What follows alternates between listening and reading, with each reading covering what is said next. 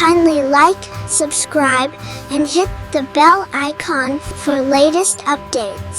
पाठ 18 अंतरिक्ष परी कल्पना चावला। प्रत्येक मनुष्य सपने देखता है। सपने ही किसी लक्ष्य की नींव होते हैं, किंतु ये भी सच है कि सपने केवल सोचने से ही सच नहीं हो जाते। उनको पूरा करने के लिए अथक परिश्रम, दृढ़ निश्चय, आत्मविश्वास व एकाग्रता की अत्यंत आवश्यकता होती है। अतः जो अपने सपनों को साकार करने के लिए जी तोड़ मेहनत करता है, उसको सफलता निश्चित रूप से मिलती ही है।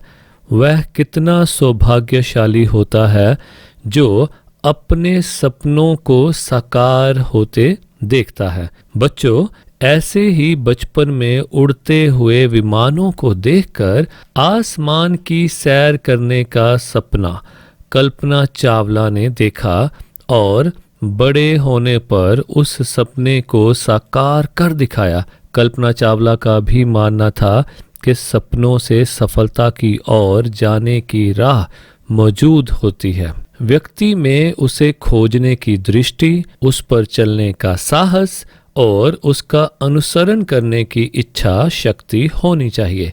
कल्पना चावला का जन्म 1 जुलाई 1961 में हरियाणा राज्य के करनाल शहर में एक मध्यवर्गीय परिवार में हुआ था। उसकी मां का नाम श्रीमती संज्योति व पिता का नाम श्री बनारसी लाल चावला था।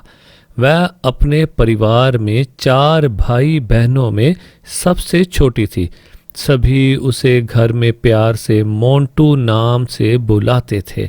कल्पना की प्रारंभिक शिक्षा घर के नज़दीक स्थित टैगोर बाल निकेतन स्कूल में हुई। स्कूल में वह सभी अध्यापकों की चहेती थी।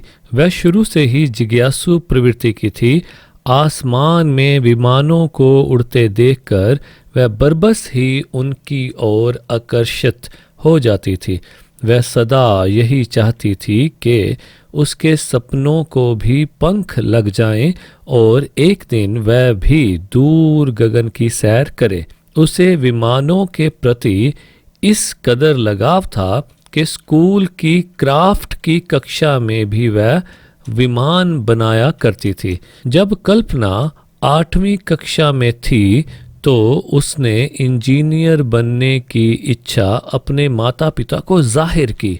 उसके माता पिता भी उसकी आकांक्षा व भावनाओं को बखूबी समझते थे, इसलिए उन्होंने उसके सपने को पूरा करने में उसकी भरपूर मदद की।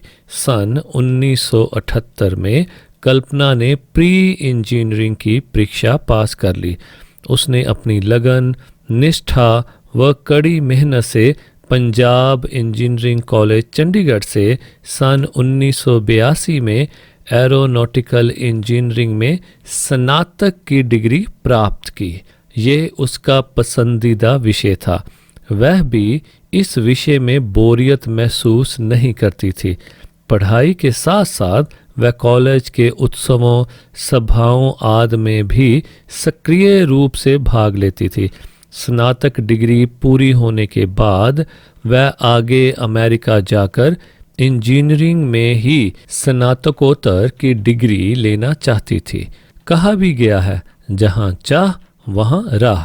अतः कल्पना की प्रतिभा, निष्ठा, परिश्रम, जिज्ञासा तथा आत्मविश्वास को देखते हुए उसके परिवार ने उसे अमेरिका में पढ़ाई करने की स्वीकृति दे दी।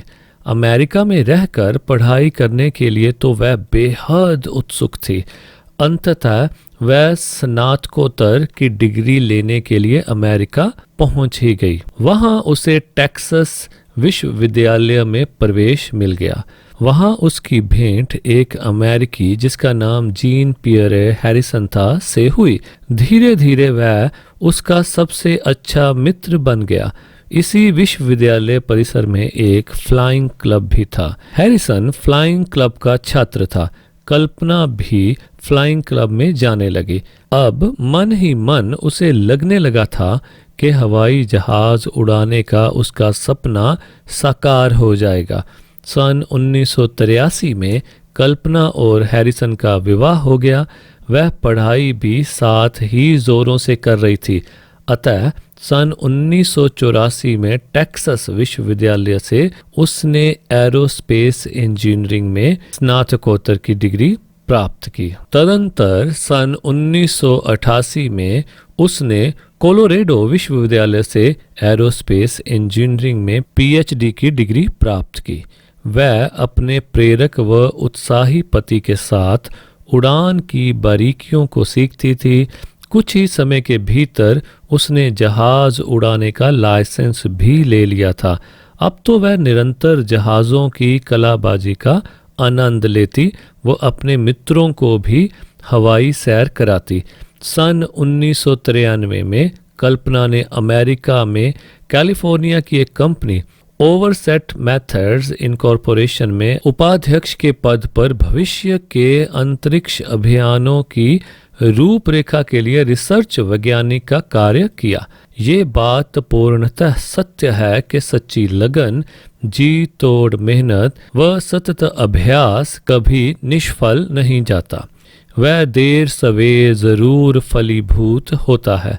एक दिन दिसंबर 1994 में NASA national aeronautical and space administration के एक अधिकारी ने टेलीफोन पर कल्पना को बताया कि उन्होंने उसे अंतरिक्ष यात्री के रूप में चुना है।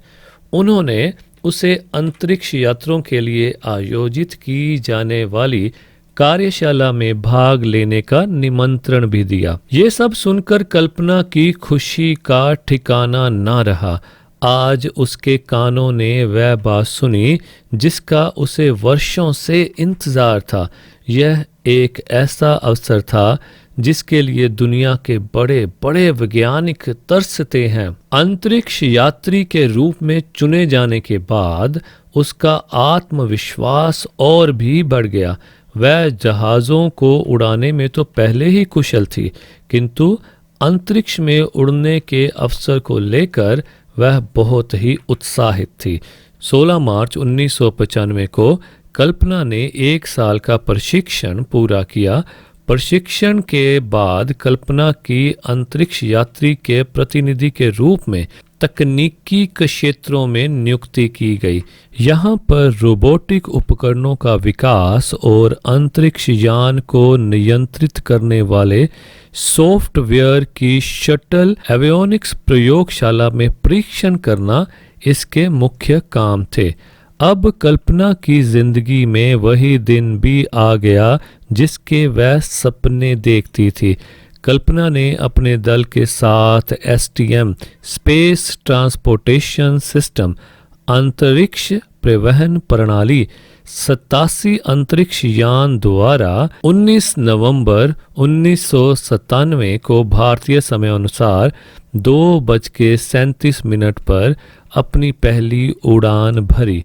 ये मिशन अंतरिक्ष में 17 दिन 16 घंटे 32 मिनट रहा और फिर धरती पर लौट आया। इसमें अंतरिक्ष में भारहीनता से भौतिक क्रियाओं को प्रभावित करने वाले परीक्षणों पर जोर दिया गया। कल्पना की योग्यता, परिश्रम, अदम्य साहस को देखते हुए नासा ने एक बार फिर उसे अंतरिक्ष यात्रा के लिए चुना। कल्पना की दूसरी और अंतिम उड़ान 16 जनवरी 2003 को अंतरिक्ष यान कोलंबिया से शुरू हुई। कल्पना को संगीत से बेहद लगाव था। वह भरतनाट्यम भी जानती थी। अपनी इस अंतरिक्ष यात्रा पर वह अपने साथ हरिप्रसाद चौरसिया का बांसुरी वादन, रविशंकर के सितार, नुसरत फतेह अली खां के सूफी कलाम आदि की एल्बम CD ले गई थी। इस मिशन में अंतरिक्ष में 80 परीक्षण एवं प्रयोग किए गए। 16 दिनों के अंतरिक्ष अभियान से लौट रहा ये अमेरिकी अंतरिक्ष यान 1 फरवरी 2003 को पृथ्वी से 63 किलोमीटर की ऊंचाई पर एक बड़े धमाके के साथ टूटकर बिखर गया।